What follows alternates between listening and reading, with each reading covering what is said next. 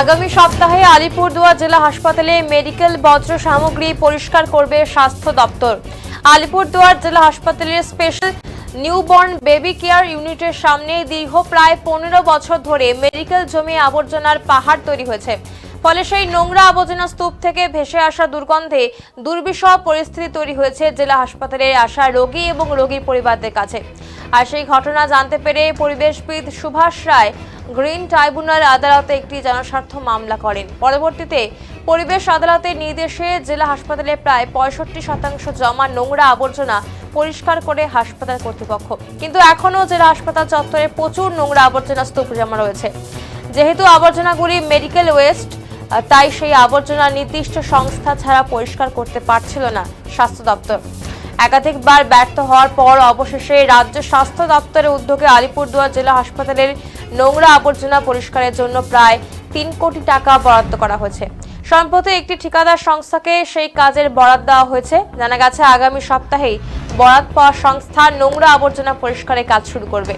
বৃহস্পতিবার আলিপুরদুয়ার জেলা হাসপাতাল চত্বরে সাংবাদিকদের মুখোমুখি হয়ে আগামী সপ্তাহের মধ্যেই হাসপাতালে জমা নোংরা আবর্জনা স্তূপ পরিষ্কারের কাজ করবার কথা জানিয়েছেন আলিপুরদুয়ার জেলা হাসপাতালের রোগী কল্যাণ সমিতির চেয়ারম্যান সুমন কাঞ্জিলাল।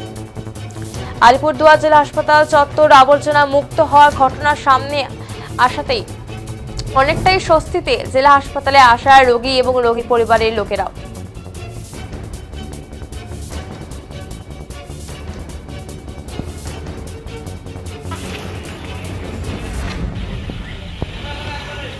গ্রাউন্ডের মতো ছিল, ওই যে মালগুলো দেখতেছেন ওখানে যা ওয়েস্ট যা পাহাড় ছিল, এখানে একটা পাহাড়ের মতো ছিল। এইটা পরিষ্কার করে বুঝলেন করার পর তারপরে এখানে আমরা ক্যাম্প করছি। এইখানে আমাদের এখন লেবাররা থাকে, খায়, সবটাই এখানেও। এটা এখন ব্যবহার্য।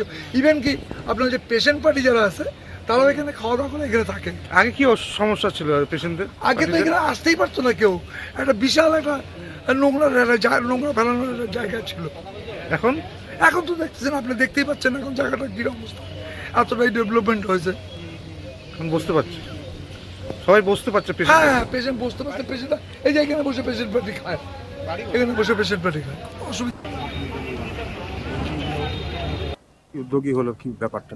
দেখুন, আমাদের জেলা হাসপাতালে 15 বছরের যে ময়লা আবর্জনার পাহাড় ছিল সেটা আপনারা সবাই দেখেছেন কি পরিস্থিতিতে ছিল। যেখানে আমরা এখন দাঁড়িয়ে বক্তব্য রাখছি, ডান দিকে সিক নিওনেটাল কেয়ার ইউনিট, এখান থেকেই তো ময়লা আবর্জনার পাহাড় ছিল।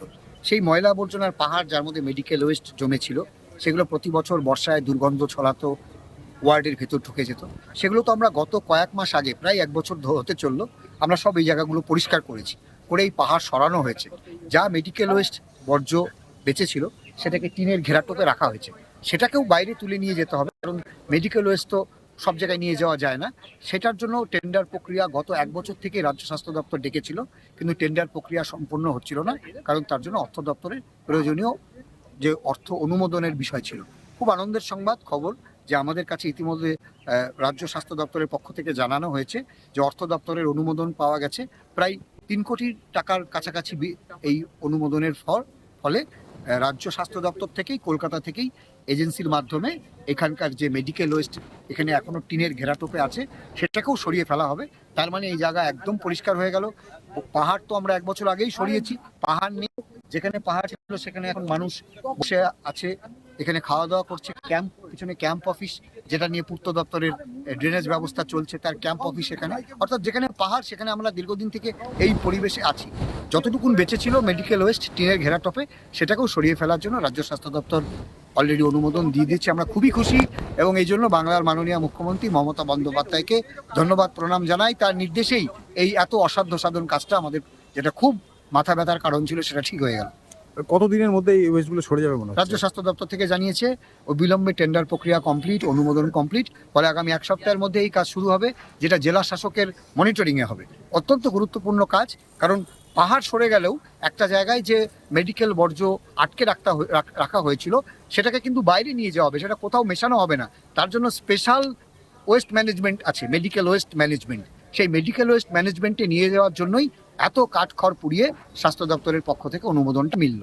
এগুলো মানে বাইরে নিয়ে যাওয়া বলতে মানে কোথায় নিয়ে যাওয়া? আমার ধারণা নেই, রাজ্য স্বাস্থ্য দপ্তর মনিটরিং করছে, জেলা প্রশাসন মনিটরিং করছে। এগুলো সেখানেই নিয়ে যাওয়া হবে যেখানে মেডিকেল ওয়েস্টটাকে বর্জ্যের মাধ্যমে প্রক্রিয়াকরণ করা হয়। যেমন আমাদের পুরসভাতে সলিড ওয়েস্ট ম্যানেজমেন্ট নর্মাল যে আবর্জনা সেটা প্রক্রিয়াকরণ করে, কিন্তু এটা যেহেতু মেডিকেল ওয়েস্ট সেই জন্য এটা বিশেষ পদ্ধতিতে প্রক্রিয়াকরণ হবে। তার জন্যই রাজ্য স্বাস্থ্য দপ্তর এই প্রক্রিয়াটা করলো। এখানে যেটা বলা হচ্ছে, যেটা আগে মানে নোংরা আবর্জনা স্তূপ ছিল, এই পাহাড়। এলাকাটাকে পাহাড় ছিল, সেইখানটায় পৌরসভা থেকে নাকি একটা পার্ক করা হবে বলা হচ্ছিল। না, এটা আমরা অনেকদিন থেকে প্রস্তাব রেখে দিয়েছি। এখানে সৌন্দর্যায়ন, পার্ক, এমনকি আমাদের অনেক বিল্ডিং তৈরি করার প্রস্তুতি আছে। আপনারা দেখেছেন কয়েকদিন আগে জেলা হাসপাতাল চত্বরে আমাদের এই যে ক্রিটিক্যাল কেয়ার ইউনিট ব্লক তৈরি হয়েছে, আলাদা ইউনিট তৈরি হচ্ছে 4 তলা, শীততাপ নিয়ন্ত্রিত। সব কিছু ঠিকঠাক থাকলে মুখ্যমন্ত্রী চাইছেন আগামী দিনে এটাকে মেডিকেল কলেজ হাসপাতালের পরিকাঠামোতে তৈরি করতে। ফলে এখানে সৌন্দর্যায়ন, পার্ক এবং সেই সঙ্গে নতুন যদি কোনো ইউনিট আমরা বড় পরিষেবা পেতে পারি, মেডিকেল কলেজ যদি চালু হয়, আমরা যেটা চাইছি বারবার করে, তাহলে তো এখানে আগামী দিনে নিউরো থেকে শুরু করে আপনার এমআরআই, এই সব যে পরিকাঠামোগুলো মেডিকেল কলেজ স্ট্যাটাসেই পাওয়া যায়, জেলা হাসপাতাল স্ট্যাটাসে যেটা পাওয়া যায় না, সেগুলো আমরা শুরু করতে পারবো। ফলে আমাদের লড়াই সংগ্রাম সব জারি আছে যাতে আমরা হাসপাতালকে ঢেলে সাজাতে পারি।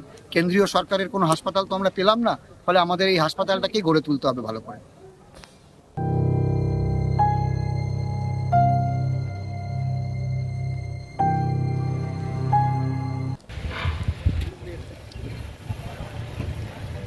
অবস্থায় ছিল কি বলবেন?